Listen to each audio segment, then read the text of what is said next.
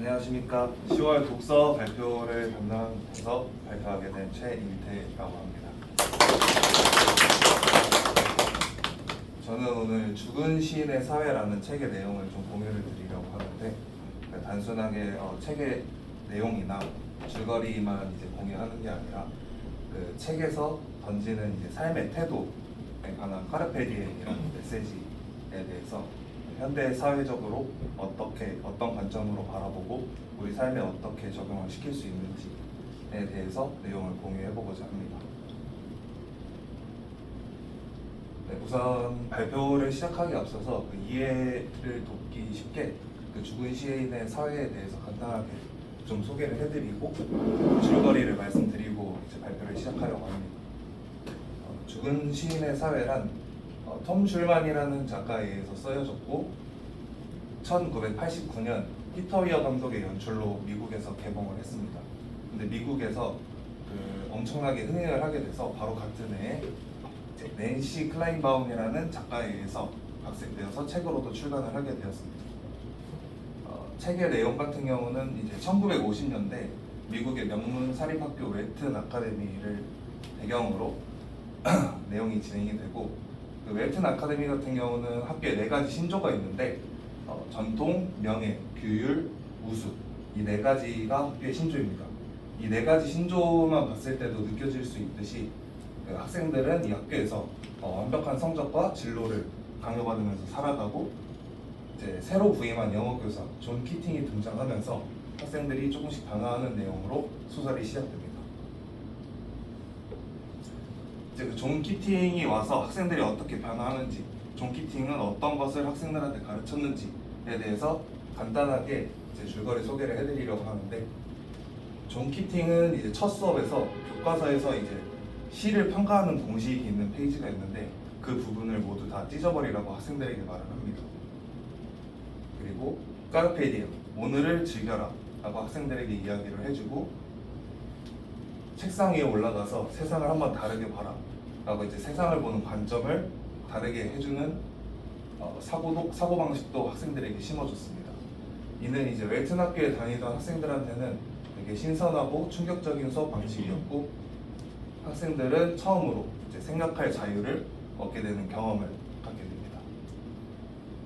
그리고 학생들은 이제 존 키팅 선생님과 이야기를 하면서 죽은 시인의 사회라는 것을 알게 되는데, 죽은 시인의 사회는 이제 존 키팅 선생님이 학창 시절에 자기 친구들과 시를 낭송하면서 그 또한 억압받았던 자신의 학창 시절을 자유롭게 풀어냈던 그 모임의 이름이라고 생각해 주시면 되겠습니다.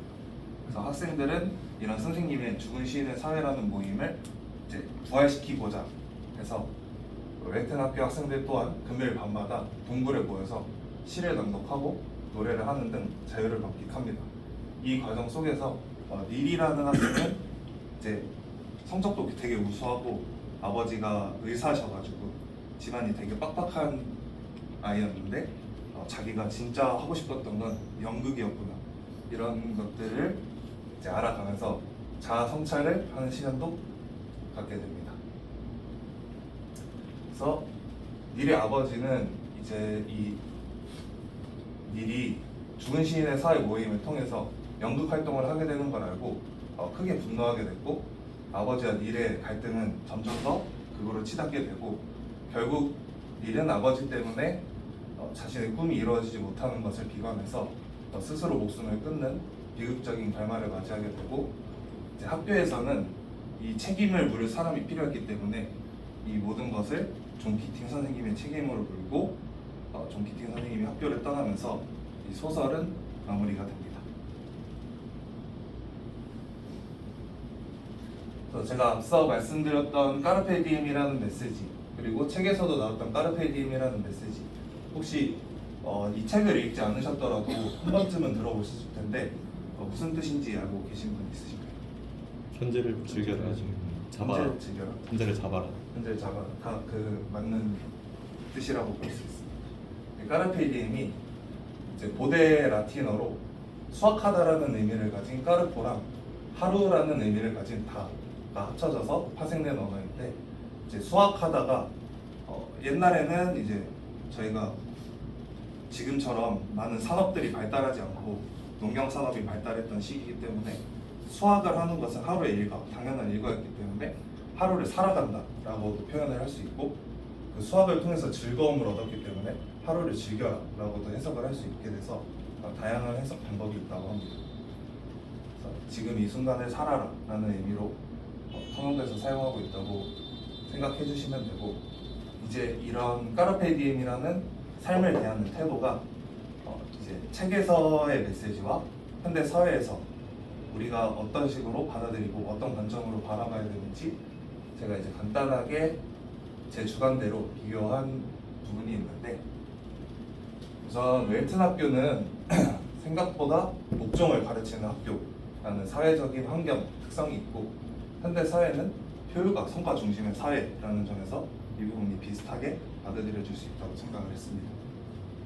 그리고 웰튼 학교에서 키팅 선생님은 이 까르페 디엠을 말하면서 오늘 붙잡아라, 억눌린 학생들에게 감정과 사고의 해방을 가르쳐줬고, 우리는 이거를 지금 이 순간을 인식하고 살아가야 된다고 생각을 했습니다.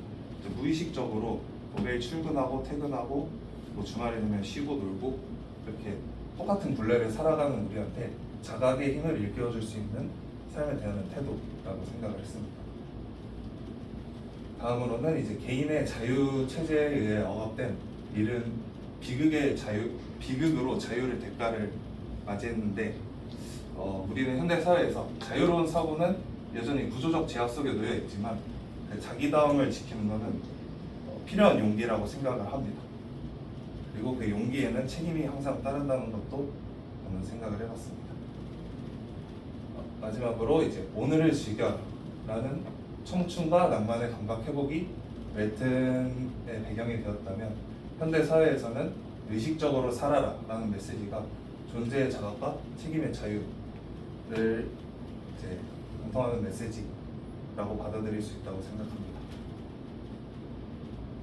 그래서 궁극적으로 제가 이 책을 통해서 까르페 디엠이라고 이라는 메시지를 통해서 여러분들에게 해드리고 싶은 말은, 자유란 체제에 대한 반항이 아니라 내면의 주도권을 되찾는 행위이고, 인간은 사회적 시스템 속에서도 자기 사고의 주체로서 존재해야 된다.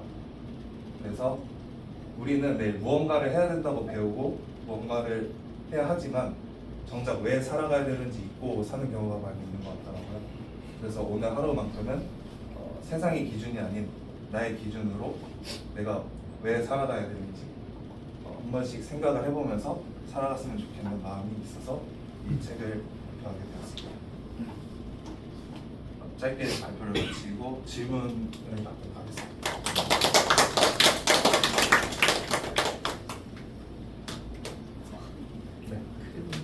젠티님